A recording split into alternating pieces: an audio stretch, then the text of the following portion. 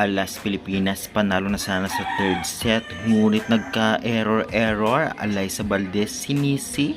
First six ng Alas Pilipinas mukhang nakuha na. Goddess for the first six. Grabe, pinahirapan ang Korea, panalo, nasa first place na, samantalang Alas may chance pa naman dito sa paparating na laban sa Chinese Taipei.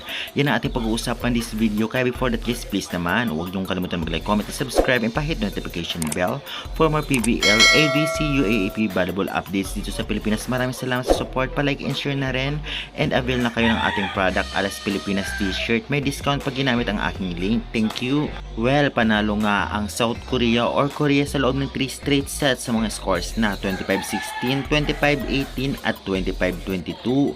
Grabe, kahit papano ay talagang lumaban sa third set ang Alas Pilipinas at mukhang may first six na o gagamitin first six sa susunod na laban sa Chinese Taipei. Ito na kaya ang pagkakataon sa tandem ni Valdez at Galang na magkasama sa third set at maganda ang pinakitang laro?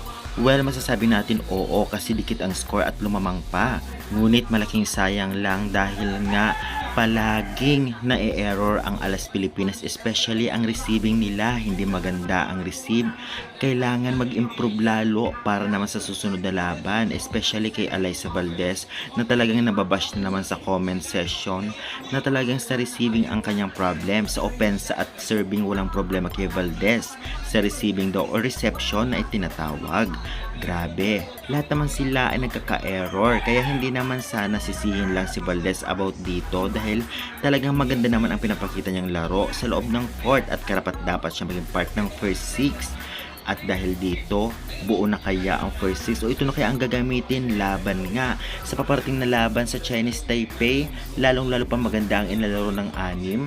Well, kailangan na lamang ang reception nila at connection sa isa't isa ng first six kung sila ang gagamitin para naman may laban sa susunod at makapasok sa semis. Samantalang nahirapan din talaga ang Korea sa third set. Ganun, maganda pa ang nilaro, kaya lang nagka-error lang. Kailangan ng maraming ensayo para mas lalong gumaling sa receiving at syempre sa service at sa blockings. Kaya guys, sa tingin ninyo, bakit kaya natalo ang Alas Pilipinas sa third set?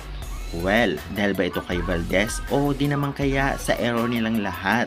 At syempre, dito sa first six, gusto nyo ba sila ang maging first six? Solomon, Valdez, Galang, syempre si Kel Negrito at yan sa Erowa, Gagati at Itang. Sa tingin nyo sila ba ang karapat dapat maging first six laban sa Chinese Taipei? Pa-comment nyo sa baba and pa-subscribe for more valuable updates.